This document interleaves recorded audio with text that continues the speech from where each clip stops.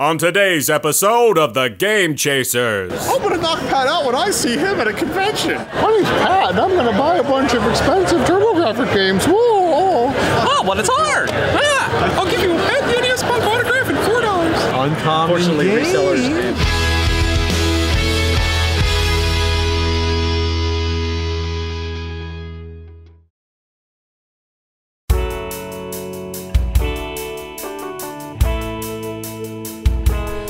We are in Hamilton, Ontario, Canada for ConBravo.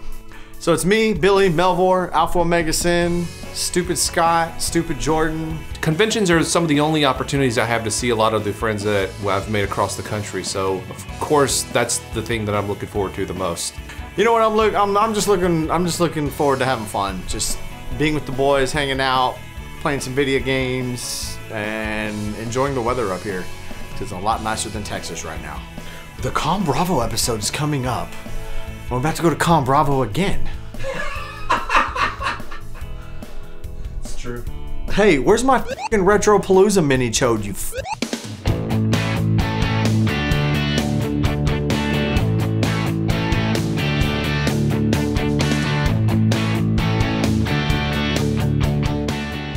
We're setting up our booth and just chilling with Pat because we hadn't seen good old Pat for a while. It's gonna smell like cannolis and pizza, lasagna and shit. Good old Pat. We just put him right here and just have him give me a little hug and be like, "Oh, Billy, your pecs are so hard." Larry and Mo need their shimp. Shemp, I'm curly, damn it. Actually, I think I would be the Mo, and you both are just curlies. Actually, you both are just curlies. None of you's not even Larry, because Larry every once in a while thinks straight a little bit. Both you guys are both curlies. If we're curly, then at least we're, you know, part of the original cast. You're like you're Curly Joe, mother. I can't argue with it actually. I am definitely more curly than Jay is. You're like fucking Bo and Luke Duke's cousins. I doubt Jay's ever done the thing where you lay sideways on the ground and spin around like it's called the curly. I can do that. I've done it in public several times. Okay, so far this trip has been a little bit less than stellar. We got broken into and robbed in Memphis. These dick faces wanted to go to some stupid record store about where Elvis Presley recorded or some BS like that. But you know what? That was a few days ago. That's behind us. This is the now. We're in Canada. At least it wasn't Detroit. Oh no, we would have been murdered if it was Detroit. We're gonna try to enjoy ourselves.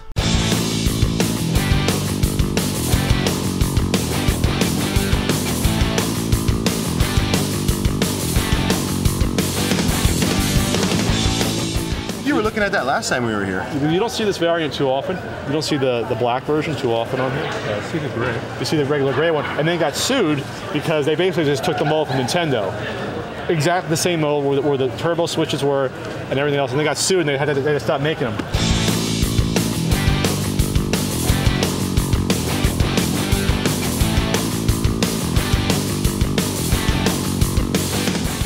I got a Chip and Dale 2-box on the way up here. How much you pay for this? 50. 50? You have the manual? You have the manual already? Really? Wow. It's all because somebody was so nice enough to hand it over to him.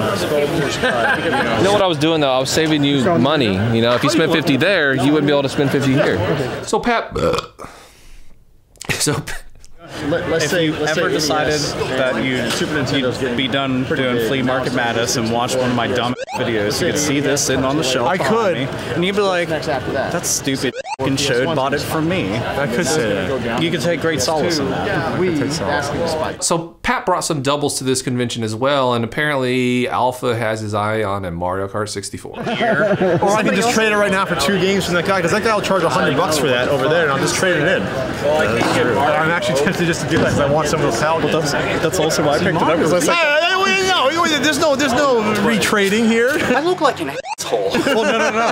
I want to get it before you traded stuff. Oh, is that what it is? Because I didn't want to go for it. I'm like, I'll pay you $100 for it. I know. By the way, I'm using your impression voice that everybody that Billy does now. Oh, I'm talking to Pat. Oh, I feel like Mickey Mouse. Oh, I don't know why they. I don't know where you came up with that from. So I guess the thing now is impersonating Pat. Oh, I'm being electrocuted. I'm Pat.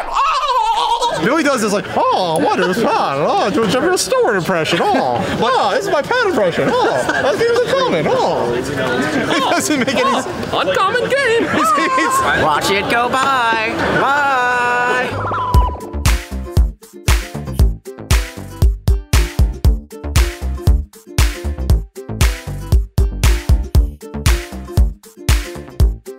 It's honestly still really shocking, but when you get to see people instead of just reading text, you know, they come up and they're like, I've watched your shit, or I recognize you and stuff, and oh man, you made me laugh about this, or I relate to that. Yo, nice to meet you, man. Oh god, this is awesome. I'm subscribed to you. Damn, this is epic. And it's surreal, and every single time it happens, I'm always like, holy shit, I'm a really lucky bastard. But I want it to be video games. I'll buy one of those. I feel pretty good about that. Are you kidding me? How many people make shirts just for you? That's a fan right there.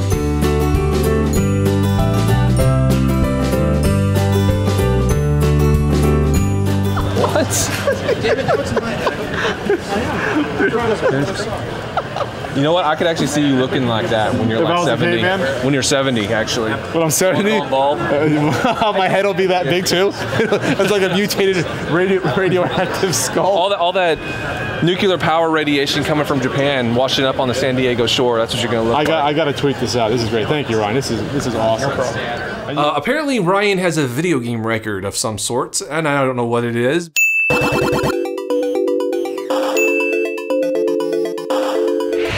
How long does it take to do something like this? I think it took me about 4 hours. That's it? 4 hours, that's it. This is awesome, though. That's really cool. It's good, too. Definitely a fringe benefit of going to conventions is fans want to show their appreciation by giving you gifts. That's our gift to you guys. Hey, mine called it. Prime example of gifts, I'm getting a custom painted NES. No, you gotta fight over it. Dude, that's freaking awesome. Did you do this? Yeah. That's badass. Thank you. Seriously, thank you very much. It's got a blue LED light in it. It's blue. It's got some lightning bolts. That's mine. No, I just That's called mine. it. It's mine. That's mine. I called it's it. mine. Hey, it's mine. Thank you. You know, the fact that people take the time to either make us something like this or spend their money on a game or something, it's just too cool for words, honestly. Yeah, I got a gift. I'm gonna use that at home. This is my gift someone gave me. More valuable than anything here, because someone gave me a gift. Damn girl, what up? Can I get your number?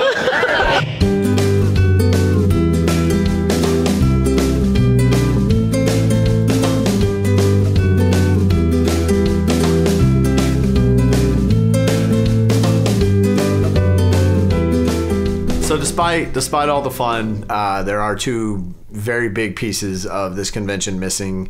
Juwario and Keeb, the joking gamer.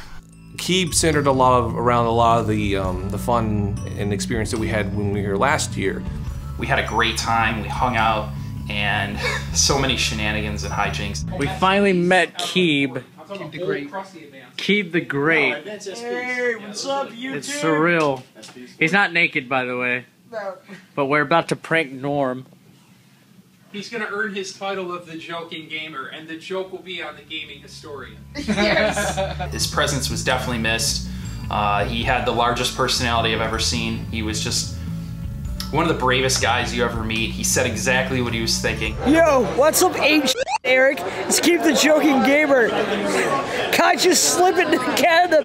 I would always look forward to, at the end of the day, him just calling on Skype and just wanting to talk and just say, how are you doing? And just hang out. It's, it must be Norm the gaming.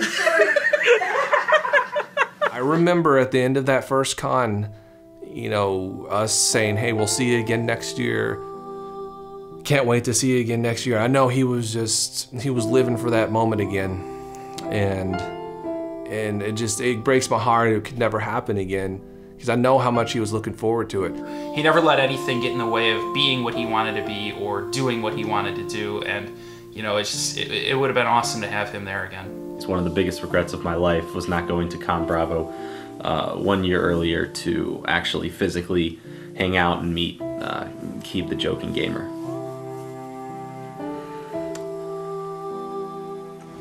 This community has shown me that despite hardship, we pull together in a way both wonderful and inspiring. For a lot of us, this was a hard year. Whether it's because we lost Keith, the joking gamer, who had become a heartfelt friend to the Game Chasers and many of us others in the community, or Justin Carmichael, who many of you knew as Juwario, one of the finest and most inspiring souls that many of us ever met. This has been a year that we've all had to hold each other through. I have not come here to mourn them, however, and they wouldn't want them. Kudos to ConBravo for you know, mentioning Juwario and Keeb the Joking Gamer in the opening ceremonies. Keeb wasn't that well known, and I'm sure most in that crowd had no idea who he was when they mentioned it, but it was still a very classy move for them to do that because they knew how much he meant to a lot of us. You know, Billy and Jay, and you know the whole Game Chasers team. They've become friends of mine, and I kind of wanted to do something where I respected the people who they were really good friends with, you know, and you know gave Keeb a little shout out. You know, that really touched my heart, and I'm truly grateful for them for that. And Keeb is definitely missed. You just come up with all those thoughts saying, you know, life's not fair and all that stuff, and it's true, but you have to go to these things and you use it also as an opportunity to reflect back and to show your appreciation of who they were. And we had an opportunity to do that at Justin's vigil. They brought his mom and his wife out, and you know, quite a few people, YouTube personalities, stood up and spoke on his behalf. He was very outgoing. I think above else, he wanted to help people. He helped people. His show, you can play this. You can learn how to play this. Yeah, you don't understand any language, whatever. You can play it. Here's how you do it. When I was first starting to make videos and posting stuff on the That Guy with the Glasses, you know, user forums, he was the, you know, main guy from the site who was always there to help.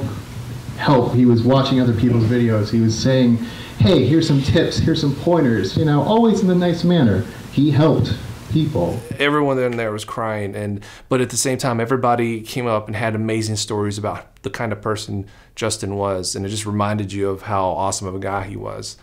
And you know, obviously it made you miss him more too.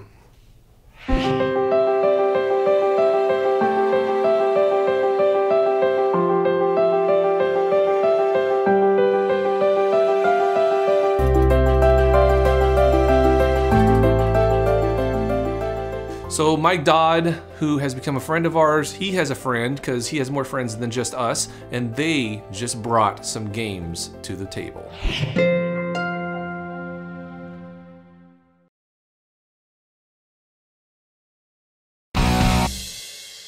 So while I was hanging out at the booth, a couple people came up and they were showing some games that they wanted to sell, and these are games for the TurboGrafx 16 and the Super CD attachment. You never see the complete ones, it's interesting. He kept them from his childhood, and then when he brought them out to the yard sale, he's like, my wife's gonna kill me if I don't sell them to you, especially for the price you're giving me. I've never heard of the wife getting mad that the video games are being stolen. Usually it's the husband getting mad that the wife sold the games. I'm kind of angry I will not be able to afford any of these because they're expensive games. How do these go in there? I don't have a paper box for any of my TurboGrafx. I feel like a freaking idiot. Okay, don't play. That should be on display right in front. How much for the Dragon Warrior box? $10. That's insane. Yeah, distributed by Mattel. That's me. Really? Yeah. I kind of want to get this. I don't think I have this boxed. Oh no? No, I haven't. And you call yourself a Nintendo person? Who is Rue anyway? I had the game, but I lost the box when I was a kid. I mean, he doesn't even make videos. Science, bitch.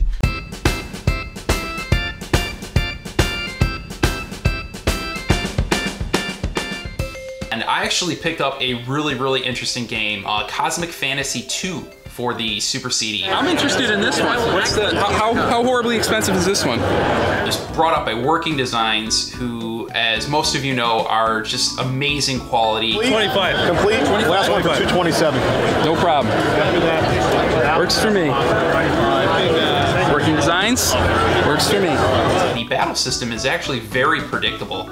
A lot of times the bosses and the enemies actually just take turn-based attacks. They don't have any crazy like multi-hit attacks or any kind of crazy spells like that. So it makes the battle system very predictable. Something that I think goes unmentioned a lot is that Working Designs actually was kind of a pioneer of bringing JRPGs over. You know, Scott knows quite a bit about video games. Back in the day when, you know, Super Nintendo games, for example, Final Fantasy III here is technically Final Fantasy VI in Japan. Scott has just learned like minuscule details about variants and different aspects of collecting and stuff. And that's because the publishers were hesitant to bring those over to our audience. They were afraid that, you know, they wouldn't be received well. And Working Designs actually, in a way, pioneered that by bringing some of these quality games over that we never would have seen otherwise. It's almost impressive, but it's Scott, so I'm not gonna give him too much credit. They gave me an awesome price on it. I was super happy to add it to the collection. I'm from Buffalo.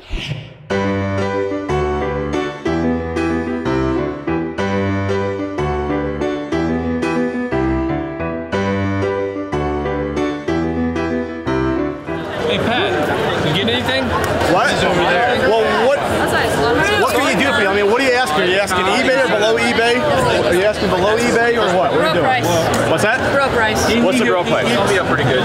What do you want? Well, I'm trying to gauge what your bro price level is. Yeah, because bro price does vary. There are tiers. Does Pat deserve bro price? No, he doesn't deserve it. Yeah, I'm gonna say Pat deserves bro price because he gives bro price. If you get, you receive. So yeah, I think he's worthy. I don't have any of these, actually. I don't have the Ease one. So Pat has this giant stack full of really obscure and hard to find TurboGrafx and Turbo CD games. I'm jealous you got the other E's, but I'll find out one day. He wants them terribly, I can tell, but the price is gonna be really high on this stack. Pat's just like, oh, I don't know if I want to spend this kind of money, oh, you know, and being his usual Scrooge McDuck that he is. I will do offer of $450. These are some of the rarest games for that system. $450 US. What are you trying to get? Which comes out to about 500 Canadian. Yes. I've already got it. And he'll also throw in a Patty NES Punk wristband. And DVD. And a DVD. Signed by Pat. Pat. You know what? We'll do it. Deal! Really good value. You know, they're giving them like half of what these games were. Thank you very much. Thank you very much. Hi, I'm Pat. I like video games. Oh, now I'm being choked. Ah!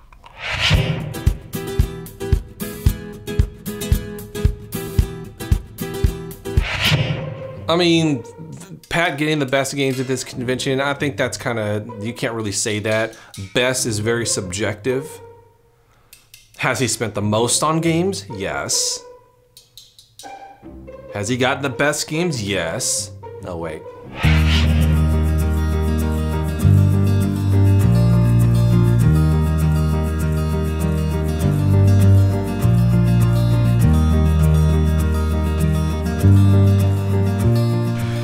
So this was our second year back at ConBravo. We had more fun this year than we did last. This convention was definitely a good. There's a lot of our friends that go to this convention. It's nice getting out of the country. The people who set it up, very accommodating, very nice. It's one of those conventions that I'll always want to go to. We get to see some amazing friends, and it's always a blast. It's nice being in a little bit cooler climate in July when it's 152 degrees here in Texas. Yeah, Pat got a decent little score on some TurboGrafx games. It is definitely not Pat 1 Game Chasers 0. If anything, it'd be Pat 1 Game Chasers 34. We're still up on you because we do prank you almost every convention we're at together. And actually we'll be rooming together in Arizona this year, so guess what, Pat? You thought your clothes in the freezer was bad. Try a plunger in your butthole. Peace out.